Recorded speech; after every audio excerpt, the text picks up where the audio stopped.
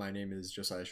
I am 24 years old, and I graduated from college about a year ago, and I graduated from high school about 6 years ago.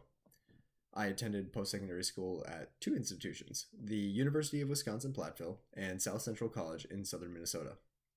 I originally majored in civil engineering before taking a gap year and switching to an associate's in civil engineering technology, eventually finding a job at an engineering firm.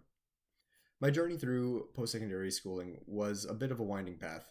When I was originally confronted with making decisions about my future, I was rather hesitant to make any decision at all. I procrastinated until I and my parents felt I could put it off no longer. Because of my hesitation, I felt that I should take a gap year, working and making money until I had a better grasp on what I wanted to do. Unfortunately, I felt pressured to make a choice and to go to school. I knew I was interested in engineering, but at the time I thought it would be more hands-on. I was wrong, and I had no grasp on the rigors and demands of university. Combine that with going to college because I felt pressured, and not because I wanted to, and you have a recipe for disaster.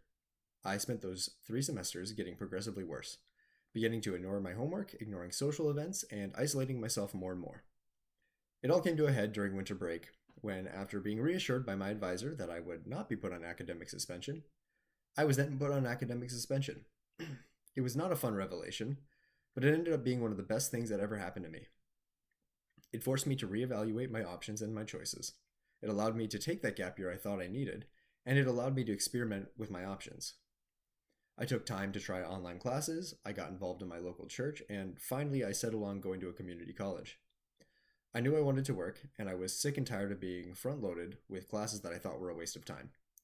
So I looked at the class list at the community college in the degree I was interested in, and I saw that classes were much more streamlined and all valuable to the jobs that the degree qualified me for. All that put me on the path that I am now. Looking back, part of my struggle was being so overwhelmed with options that I felt like every option was beyond my capabilities. And so because of this, it caused me to rush headfirst into something I wasn't ready for. The most helpful resource for me, by far, was during my time off, I invested in a life coach. He helped me narrow my view so that I could focus on my purpose and interest, and so that I could pursue the options that aligned with both of them. If there was anything I wish I knew at the time, it would be threefold. If something is not working for you, cut it off. I was lucky I had parents that could see where I was at and encouraged me to reevaluate. But had I understood that it was okay to take a step back, and that taking a step back is not failure, I would have moved on much sooner. I also wish I understood that whatever you choose to pursue, there is not a greater or lesser choice. There is only the one that works for you. There is no shame in choosing something that is untraditional if it moves you further along in your journey. And third, be involved with community. For me, that was getting involved with church groups. They provided motivation, accountability, companionship, and purpose. It was pulling me out of a slump and keeping me grounded. Things that seem like failures can sometimes be very necessary towards putting you on a fulfilling path.